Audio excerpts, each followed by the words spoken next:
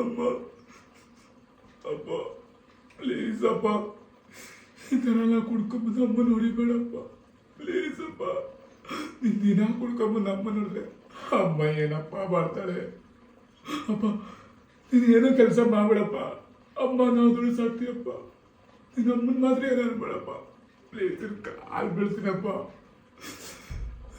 ತಡ್ಕೊಳಕ್ಕೆ ಆಗಲ್ಲಪ್ಪ please ಅಪ್ಪ ಅಮ್ಮ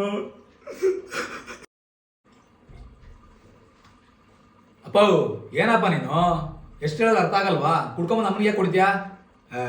ನೀನಂತೂ ಬುದ್ಧಿ ಕಲಲ್ಲ ಬಿಡು. ಬಾಮ್ಮ. ಹೇಯ್, ಇನ್ನೊಂದ್ಸಲ ಕುಡ್ಕೊಂಬಂದು ಅಮ್ಮನ ಮೇಲೆ ಏನಾದರೂ ಕೈ ಮಾಡಿದ್ರೆ ಅಪ್ಪ ನನ್ನೇ ಮರೆತು ಬಿಡ್ತೀನಿ. ಹುಷಾರ್.